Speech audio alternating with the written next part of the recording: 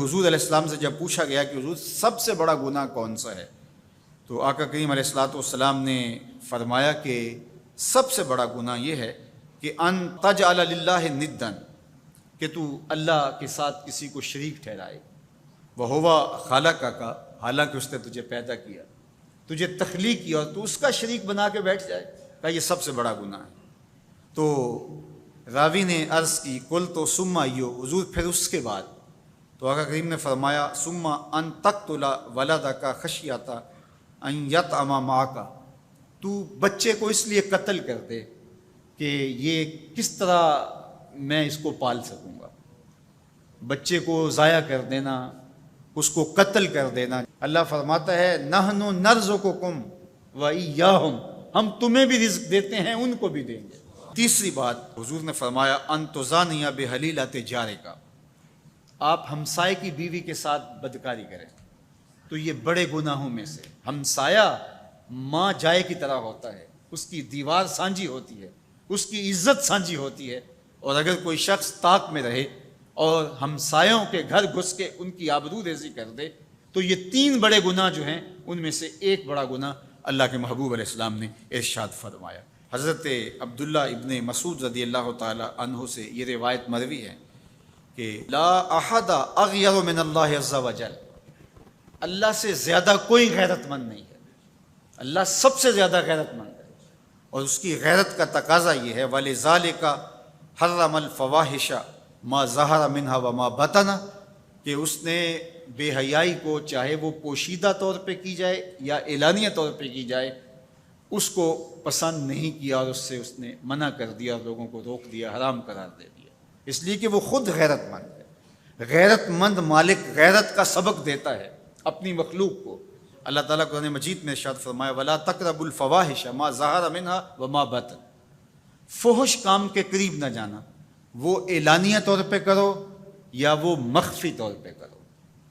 تو مفسرین نے لکھا کہ جو بدکاری ہے وہ مخفی فحش ہے، اور شراب نوشی یہ اعلانیہ فحش ہے۔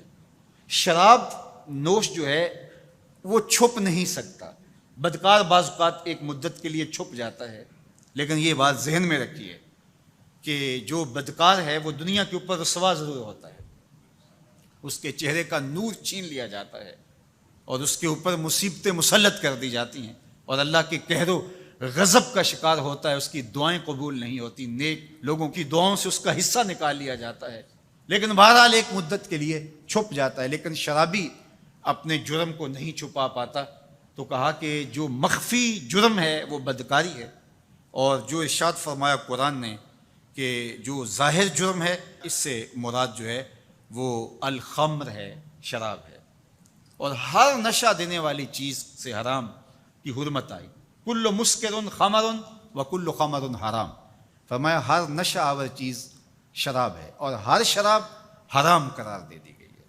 اب یہاں بھی لوگ دلیلیں لے کے بیٹھ جاتے ہیں، میاں وہ بھی ایک مشروب ہے، اس سے کیا فرق پڑتا ہے؟ میاں جب رب نے کہہ دیا تو بات ختم ہو گئی۔ ایک یہودی کے پاس ایک مسلمان مہمان ٹھہرا تو اس نے انگور پیش کیے، تو اس نے بڑے شوق سے لیے، تو تھوڑی دیر کے بعد وہ شراب لے آیا۔ اس نے کہا استغفر اللہ، میں مسلمان ہوں، میں شراب نہیں لیتا۔ تو اس نے ہنس کے کہا یہ جو انگور آپ نے کھائے ہیں شراب اسی سے کشید ہوتی ہے۔ تو اس مسلمان نے کہا کہ آپ کی اہلیہ کدھر ہے؟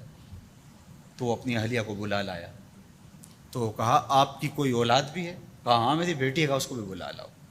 تو اس کو بھی بلا لایا۔ جب دونوں آ کھڑی ہوئی تو کہا کہ یہ حلال ہے تیرے لیے، اور یہ بیٹی اسی کی ہے، اور یہ حلال نہیں ہے۔ تو جب اس یہودی نے یہ بات سنی فقال اشہد ان لا الہ الا اللہ وحدہ لا شریک لہ واشہد ان محمدا عبدہ ورسولہ۔ کہا اتنی خوبصورت دلیل، اتنی خوبصورت دلیل۔ کہا انگور سے شراب نکلی ہے تو شراب حرام کیوں، انگور حلال کیوں؟ تو کہا مجھے یہ بتاؤ کہ تمہاری بیوی تمہارے لیے حلال ہے، تمہاری بیٹی تمہارے لیے حرام کیوں؟ کہا بات سمجھ میں آ گئی۔ تو میرے رب نے بعض کا تو اس کی حکمتیں ہمارے علم میں نہیں ہوتی، اور حکمت نہ جاننے کی وجہ سے ہم کہتے ہیں کہ یار یہ بات سمجھ میں نہیں آتی۔ یہی تو ہمیں بتایا گیا کہ جو سمجھ میں آئے اس کو بھی ماننا ہے، جو نہیں سمجھ میں آئے اس کو بھی ماننا ہے۔